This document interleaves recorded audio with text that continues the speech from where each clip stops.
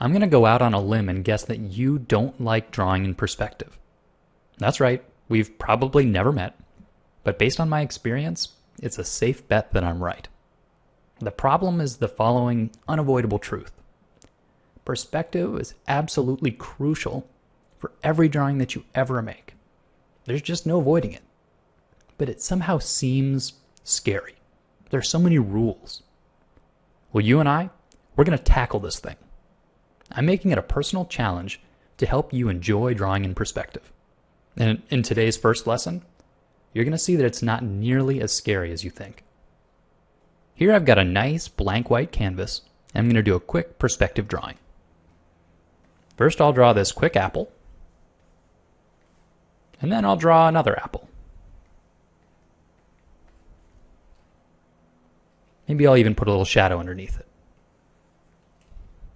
Okay, that'll do it. I'm done. Are you wondering where my perspective points are? Maybe a ruler. You're waiting for the ruler. Well, here's a secret that might change the way that you look at perspective drawing forever. It's just drawing. I'm going to say that again.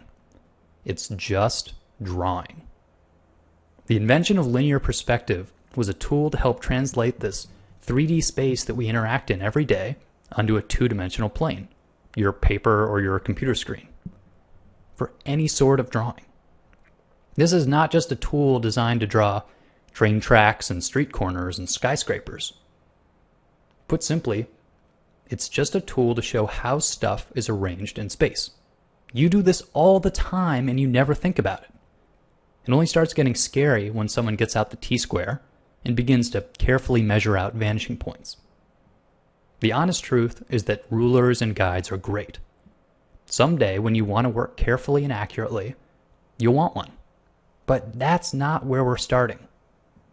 Instead, we're going to start with a big, fat brush, 10 or 20 pixels wide. And if you want bonus points, why don't you try the same assignment with a crayon? That's right, a kid's crayon, any color of your choice.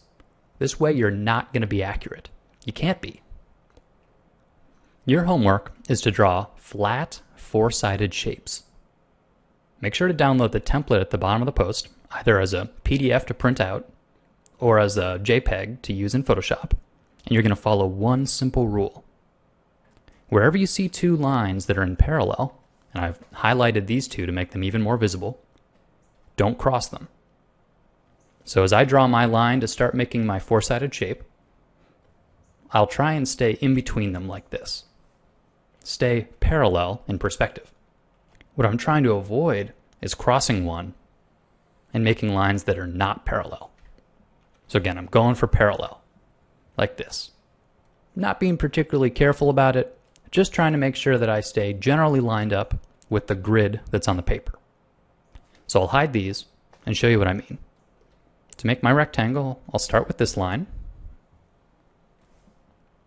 And then I'm going to do a 90-degree angle and follow between these perspective lines. Now I'll do it again for the opposite side. And then I'll connect these somewhere. I could either do it way up here, or I could make it a short rectangle. And then I'll erase away what I don't need.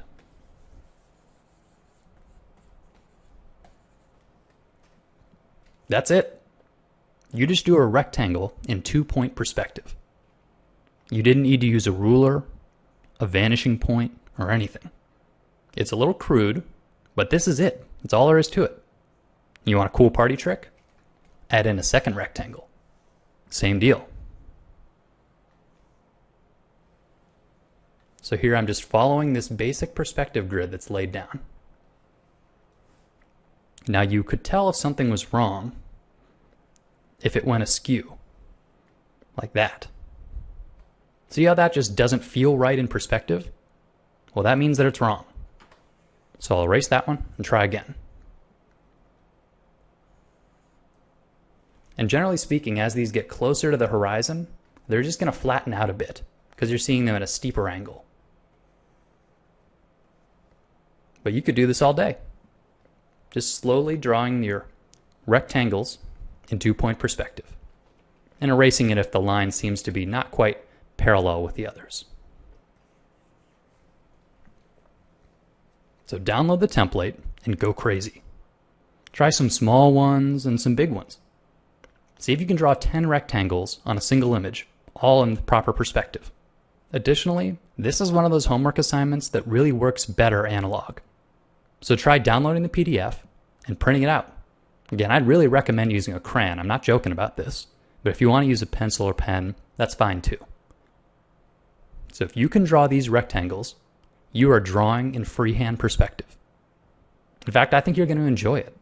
So consider this a teaser. If you hate perspective, love perspective, or just love drawing these rectangles, tell me about it in the comments. This is something that we're going to do a lot more of here, so get ready for it. It's one of those things that I think you're going to like it once you've learned it, and you'll realize that you've been scared for years for no reason. And as always, thanks for watching.